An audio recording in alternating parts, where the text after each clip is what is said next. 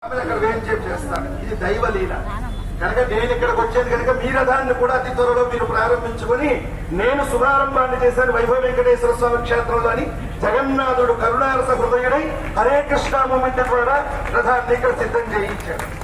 ఇంకా జగన్నాథ స్వామి గురించి నేను చెప్పని అవసరం లేదు, అందరికీ తెలుసు. తెల్లవారులేస్తే ప్రసార మాధ్యమాలలో జగన్నాథుడు వైభవాన్ని వింటున్న వాళ్ళందరూ ఎందరో ఎవరి లీలలు వారు అనుభవిస్తూ ఉన్నారు.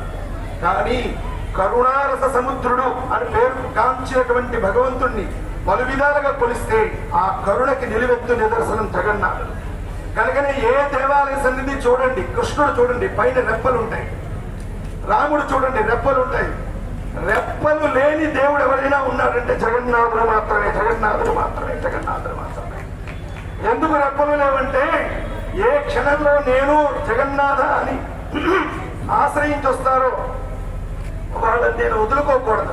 కనుక రెప్ప వేసే అలవాటు లేకుండా ఆనందోత్సాహాల మధ్య సుభద్రాదేవి ఆ రూపాన్ని చూసి శరీర అవయవాలన్నీ లోపల కుసించుకుపోయేట సుభద్రాదేవికి కేవలం నేత్రాలు మాత్రం విప్పారినట్లుగా స్వామిని చూసే వైభవం పురుషోత్తముడు చూడగానే శరీరం మీద జాసపోయి లోపల ఆత్మానంద స్థితి కలిగినటువంటి సుభద్రాదేవిని చూడగానే ఏమిటింత ఆనందపడిపోతున్నది ఈవిడ సుభద్రాదేవి అని జగన్నాథుడు చూసేట.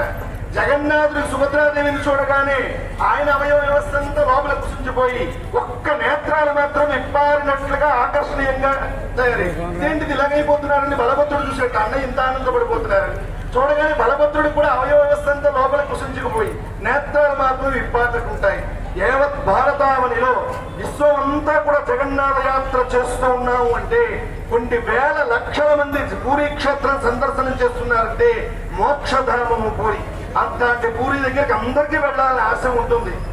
కాలగమనంలో పరిస్థితులు, ఉద్యోగము, వ్యాపారం ఇత్యాది వీటి మధ్య లంపటాల మధ్య ఇరుక్కుని పోయేటటువంటి మన దీన స్థితిని అర్థం చేసుకున్న జగన్నాథుడు వీళ్ళకి ఎలాగోలా సంతృప్తి పరచాలనుకున్నాడు.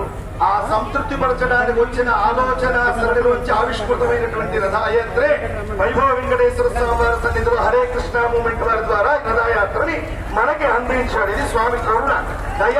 వీటిని ఏ లెక్క వేస్తాం? ఇవన్నీ ఒక ఎత్తు అయితే శ్రీల ప్రభుపాదుల వారు ఆహారం లేక 60-70 సంవత్సరాల వయస్సులో ఏ వాంఛితార్థములు లేకుండా బయలుదేరి షిప్పు మార్గంలో వెళ్ళి ఒక రోజు తింటే 2 రోజులు లేకుండా ఎందరెందరి చేతో అవమానింపబడిన లక్ష్యం శ్రీకృష్ణుడు అనుకున్నారు.